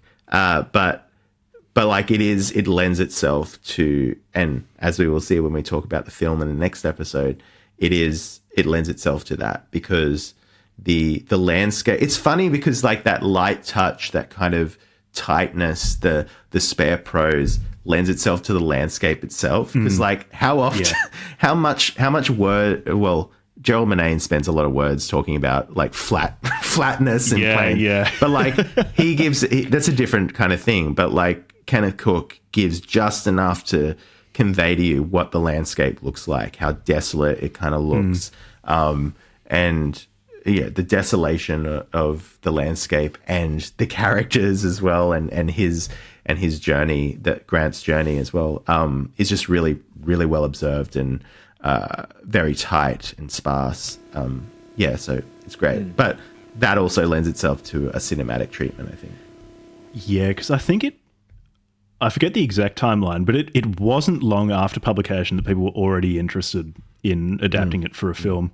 And it just lends itself so well, because the Yabba is such an evocative place. And because the book also lends itself well to adaptation into being a film, because there just aren't that many scenes. Like it fits really nicely into a 1.5 hour, 1 hour, 40 minutes or whatever the film is. I think there were a couple runtime. of plays made as well, adaptations. So it was adapted for the stage. Yeah, I can see that working too, because there aren't that many characters either. I had some notes on it, like I read somewhere about the plays. One was a sort of more horror based, so it was kind of like really lent into what the book was doing with like grotesque kind of characters. The other was a little bit more, I guess, darkly comedic, where it was like the one main character, John Grant, and then I think it was like 2 women and 2 men playing all of the other characters. And so this idea that like all of the characters in the Yabba are kind of interchangeable. And then there was also a TV version that was made, which I haven't seen, but apparently is really, really bad. In 2017, it was made. Oh, really? Like a Netflix they changed series it. or something? I think so, but they changed it. They changed it from, it's still the same basic kind of thing, but they've changed it to make it like more of a crime show. I think it was like a miniseries or something. And instead of like beer swilling, it's all about drugs and shit. And like that just completely changes like what it's about, because none of what they're doing is illegal and that is the point. Like the point of it is that none of what anyone in this book is doing is illegal. Like it's legal to get pissed in Australia and gamble. Yeah, it's not a seedy underworld. actually, it's like this is just what Bundanyabba Two Up is. is illegal to gamble on, except on Anzac Day, right? Is that true? I think that's... Someone can fact check me on this, but I feel like it's something about that. Like it is actually technically illegal. I want to believe because you know how the I don't cops care if like it's true takes or him not. out the back thing. It's like it is like a clandestine like bootleg kind of gambling hall they goes to, and that's why they have to like shine the torch in their face and stuff. So, but I think that's because I think that was because of closing hours. That like because back in the day, like back in the 60s and whatever, pubs and like the bars and things like that had to close at 6:30 or 6 or whatever. It was called the 6 o'clock swill. 6 o'clock swill. So like, who wants to go to the pub like before 6? Exactly. Like, because what they used to do is particularly in the cities, is that they used to like everyone used to charge into the pub after work at like 5 or whatever and like smash beers until like 6. Yeah. And then like stumble home. Inhale 14 beers and then go home. Yeah. But what I liked about this is more it's sort of suggested in the book, but it's more very obviously shown in the film, is the closing the door thing. Like, hey, we're closed. And that to me is like, you know, when they're not actually closed, things are still happening and whatever, but they've got to maintain the appearance of being closed. This is like an Australia that no longer exists. Australians now fucking love rules. Like, there were ways of getting around rules back then, you know. It was just like, just close the door and we'll keep it quiet sort of thing. It's like the Jewish Sabbath thing, how they have the switch to like turn the light on. Yeah, your motion sensors, because you're not doing any work. Or they have that ring around New York, so it's like technically New York, the whole city is your home. Yeah. I just looked it up, the 2-Up laws. It says, when can 2-Up be conducted? By law, 2-Up games can only be conducted in New South Wales on Anzac Day, Victory in the Pacific Day, Remembrance Day, and I don't know, I'm not going to read the whole thing. But there's... So any veterans sort of... Yeah, so it is actually... It says just conducted. I don't even know if like that means you're not even allowed to play it without gambling other times. I'm not going to read the whole fact sheet, but there's something to what I said earlier. So, interesting. Wow, I didn't know that. I thought it was legal, but... And is it specifically 2-Up? Like you can... You can bet on the races or something, and that's okay. It's just not 2-Up. Yeah, poker machines and that are fine, but if you want to flip some coins, like, you know, you got to get some like red tape involved. Yeah, got to get a permit to be a true Aussie patriot and lose. That sounds like money a Chasers War on Everything skit where they like go and play 2-Up in the like Melbourne Mall, like not on Anzac Day to see if they get arrested or something. But yeah, like I feel like that's an Australia that's long gone, because like people have internalized here like rule following, and that's why the COVID stuff was so successful here. But you know what I mean? Like that there used to be this sort of like larrikinism kind of ways of like skirting or like getting around the rules. Whereas now, like it's like, oh, you better follow the rules, you know. But it does come from a similar sort of mentality that is in this book as well. Like one of the great lines in this book is when he talks about how he's complaining about the education department and how it's bonded him to Boonda or whatever. And like then the cop, what's his name? I forget. Crawford is like, oh, well, they seem to know what they're doing. You know, that is so That's pure Australian. That is so Australian. It's just like any kind of annoying fucking bureaucracy. It's like, oh, well, they seem to know what they're doing. When the fact of the matter is, if you've worked in any of these places, they don't know what the fuck they're doing. Yeah, that's also an aspect of... I hadn't even thought of it, but I think you're right. An aspect of Wake in Fright that is also intensely Australian is that so much of it is about the intense conformity in Bundanyabba. Like, just if you're offered a beer, you better accept, because that's just what's done. Or if someone offers to buy you dinner, you better accept. Or to come to their place to have dinner, you better accept, because that's what's done. Yeah. And, that's kind of morphed over time from... skirting rules, I guess, to conform to sort of social conventions, to now just doing what the state tells you to do. Yeah, which is funny because it's like we have this concept of it's a very conformist society, but also there's this mythology of like this self-possessed, you're your own man sort of thing, and it's just like it's so incongruous. They don't cohere at all. Yeah, I don't think that meaningfully exists. The larrikin spirit, the person who will talk back to authority with a glimmer in his eye, that's just not, it's not Australia. No, I don't know if hauntology is the right word or whatever, but like there is some kind of like echo of it that people like refer to, but it just, it feels completely like dead, like it just doesn't exist anymore, but everyone has this memory of it or like a cultural memory or something. Yeah, every time someone, you see a viral video or whatever on X or Instagram or wherever, and it's like someone screaming at the Prime Minister or something like that, the majority of the comments, whatever they're screaming about, whatever, the majority of the comments, no matter what the issue is, are like, oh, don't do that. Like, yeah. It's like, no, you should do that. Scream at the Prime Minister. You know? Yeah. It's the it's more or less just like a fashion item. The larrikin thing. It's like how people love spamming the video, and I love the video. This is Democracy Manifest. Yeah, I'm just enjoying a succulent Chinese meal. That guy's kind of like a Doc Titan, I reckon. Yeah. Like someone who's a little bit grandiose, perhaps a little bit educated, but also very Australian. Yeah, gentlemen. People love posting that video, and I guess using that reference to a video as evidence that they too partake in the larrikin spirit. But if they had to interact with someone like that in person, I think 99% of Australians would just get really annoyed with him and be like, oh, shut up, mate. Just go off with the police. They know. Yeah. And wasn't he actually like doing like dine and dashes or whatever? Like I think I looked at he was also probably being arrested because he was being a pain in the ass. Yeah, he was like Orson Welles level drunk and just like stealing like meals. And also like rolling his R's. I love that. He was like, this is Democracy Manifest, So I thought this was a democracy. Yeah, no, that's great. One of the things that really bugs me too is we're getting into like dank Australian memes right now. So I'm sorry, Australia like can't shit.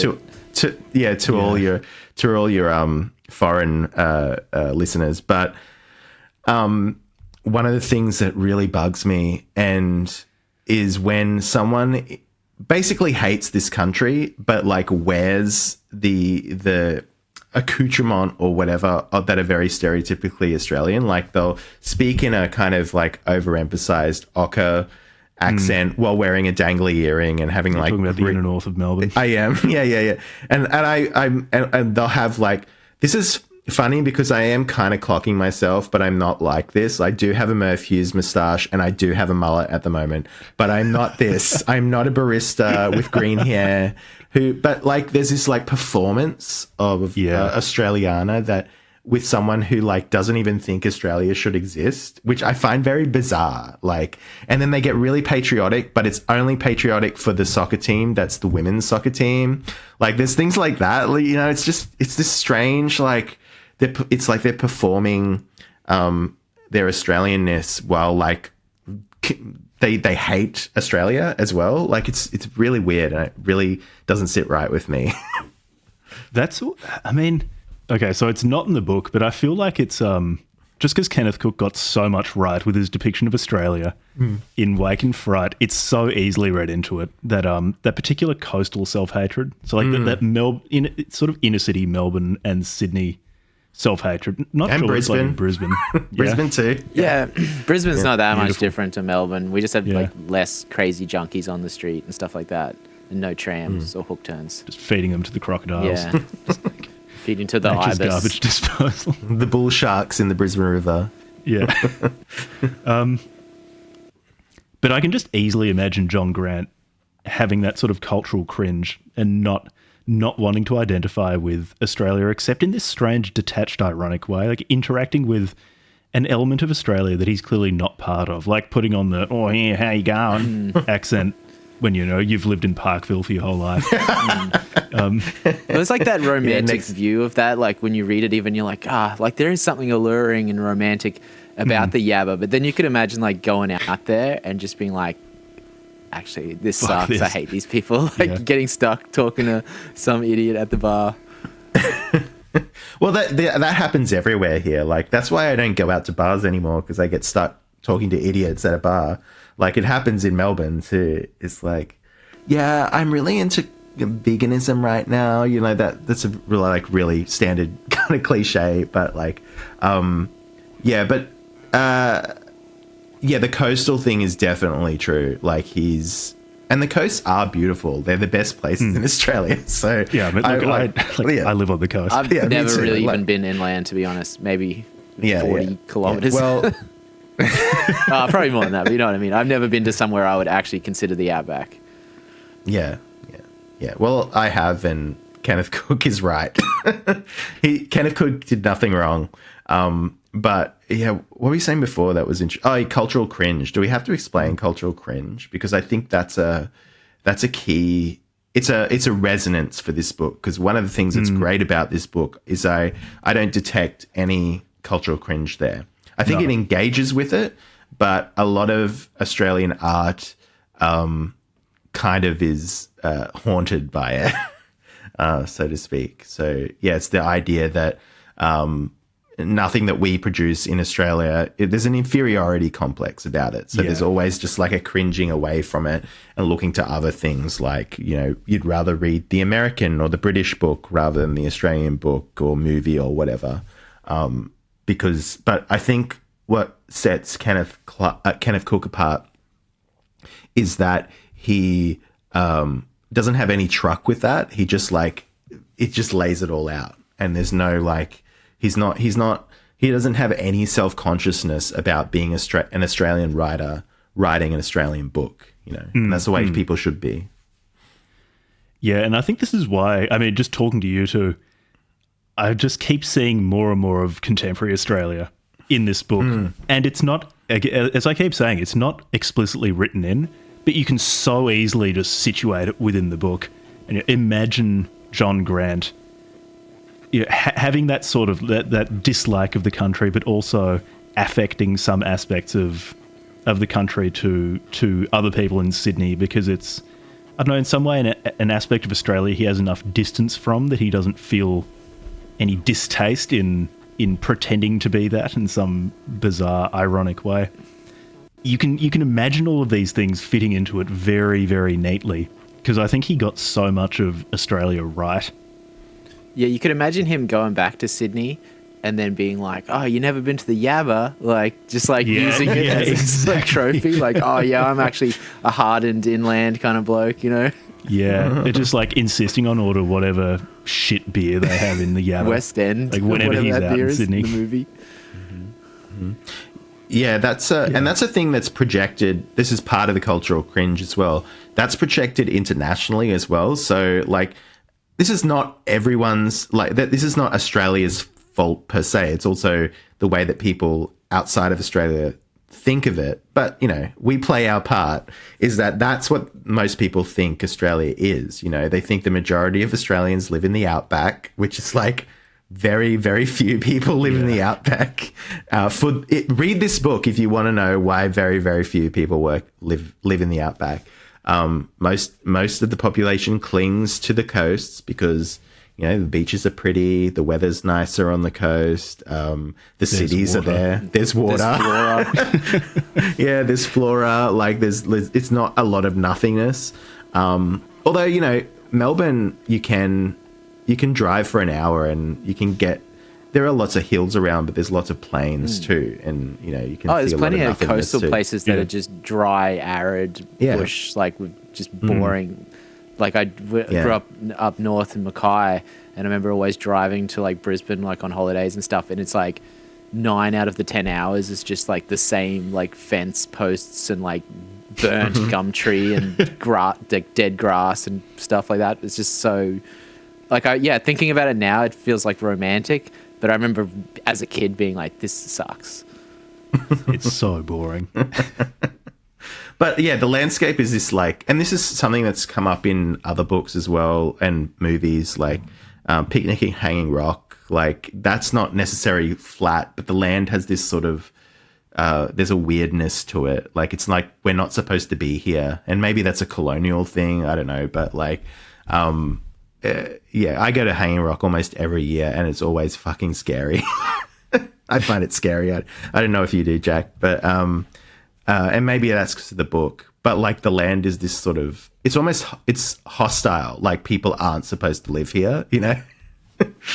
Yeah. I've only been to Hanging Rock once on school camp in like year. I think year 5. That would have been camp. scary if you went to school. Isn't that the premise of the book? Played the film to us the night before, then took us to Hanging Rock because the teachers thought it was funny. That's so Scared funny. The shit out of us. I love that. Yeah. But yeah, this idea that the land doesn't want you here, I feel like, and that's how you cope with it, is you drink lots of beer and gamble and just sort of ignore that. Yeah, I'm glad that Australian gambling culture, which is like that is an aspect of Australia that I just don't think is affected. I think it's Australians just love gambling. Love a punt. Yeah. I'm glad that was so prominent in Wake and Fright. It's like that when he's trying to distill the elements of Australian culture, and what's one that is really prominent is just like punting on stuff.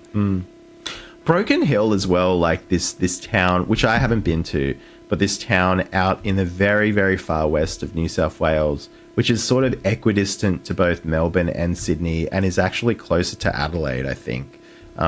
It's right on the border. Yeah, but it's this weird like nexus of so much cultural product from Australia, because like wasn't Mad Max was filmed out there, or like I think Road Warrior or something. One of those Mad Max films was filmed out there. They were gonna film the Fury Road one out there, but there'd been flooding and like there were flowers, so they were like, oh no, that's too nice. So they had to go film in like Namibia or something. But it's always like, because it's I guess it's a remote town that has this like really desolate landscape that is used so much in so many like film and TV shows, and is the setting, whether fictionalized or actual, in a lot of books as well. Because I think because it is very visually outback, you know, and very remote and stuff. I know a few people who lived out there, and they're like, yeah, it's basically the same as Wake and Fright. he clocked that town, I think. Sorry to any Broken Hill listeners, but yeah, there's that thing too where people fun. like will get lured out to those towns through jobs in the mines, and you probably part of you like, well, if I just go there and I just save up all my money, then I'll just spend a couple of years there, then I'll be loaded. But like, you just don't realize like what being in that town's going to do to your like soul and psyche, and like you're gonna have to like be pretty vigilant if you're not gonna come back like an alcoholic or like meth head or something. Yeah, I'm waiting for another, like a spiritual successor to Wake and Fright, just set in the mines in WA. Like one of those weird places springing up near a mine, just full of fly in, fly out workers. Yeah, that is an interesting. That'd be a ripe for exploration, I think. Yeah, it would be it's interesting. it's meant to be such a weird culture. Like I've never been to one of those places, but I know someone who's worked there, and he said it's just the weirdest place. I've known many. I've never been to those places, but like up in Mackay, everyone when I was like 18, a lot of people got jobs in the mines. Like I'm not sure where they were, Moranbah or somewhere, shit like that. And like they would always just like come back with all this money, but like they just like get into all these problems. And like one guy I knew like bought this like $80,000 car and then crashed it drunk driving, and then like went back to the mines and got into a fist fight with his boss in like a closed confined space. And when he crashed his $80,000 car, he also did like $120,000 damage to like Mackay Council. And because he was like drunk, he like his insurance wouldn't pay for it. And it was like, yeah, like he's going out there, and he was like a normal guy. Like he was John Grant, like just a civilized, like normal dude. And yeah, just he got yabbered. He got yabbered, yeah. He got yabbered. Like, and it's like, I think like, yeah, people have this delusion that they can resist it if they're just like, but it's just boredom is such like a thing that needs to be over. Because yeah, if you're on the mine site, you're just living in like a donga. There's nothing around there, so you just like drink, like or do drugs, and I guess like gamble and stuff like that. We need another Kenneth Cook to write another Wake and Fright based in one of those places. Unfortunately, it'd have to be a man, and men don't get published anymore. So Amazon KDP's a thing. oh, there you go. There you go. Yeah. Yeah, but I mean, we're just coming back to one of those elements of Wake and Fright that is so interesting to read. How even though John Grant really doesn't like the yabba, it's just speaking to something in him. Like it just brings out this part of him that he, I guess his sober mind really doesn't like and resents, but it's just in there. It's like Lord of the Flies. Like it really is a desert island. It's just it gets surrounded by a desert, you know. But like they go to that island, and they're like it brings out something primal in them. But it's like Matt was saying, or Sini was saying, like there's enough civilization there though too, where it's like dangerous, because like on the island all you have is coconuts and whatever. Like over there in the Yabba, you've got gambling and beer and stuff like that. So there's enough modern civilization to really like accelerate the devil inside you. Yeah. Yeah, and the quote is often, I was reading about a really good biographer of Kenneth Cook is Jacqueline Kent, who I think was partnered with him at one point. So she's written a lot of stuff about his life. And often the title, Wake and Fright, is attributed to an old curse, which is, may you dream of the devil and wake in fright. That goes so hard. Yeah. But apparently Jacqueline found that he had this book of poems that it's probably taken from. It's a poem called The Jackdaw of Rhymes, and it's by a 19th century English writer by the name of Richard Harris Barham, which is a variation of it. And so basically the story is the cardinal's ring gets stolen by what's called a marauding jackdaw. What's a jackdaw? A thief, I'm guessing. Sounds like a bird. Isn't that a bird? Oh, is it? Okay. And so yeah, it's a bird. All right. Maybe it's like slang for something. But anyway, the thief is discovered, and the cardinal basically curses the person who stole the ring. And it's just that he said he cursed him in sleeping, that every night he should dream of the devil and wake in fright. So it's like a rhyming thing as well. So the provenance of the title is kind of uncertain which one he got it from. At the end of the book too, there's that kind of like real like cold, haunting, like bush poetry kind of stuff too.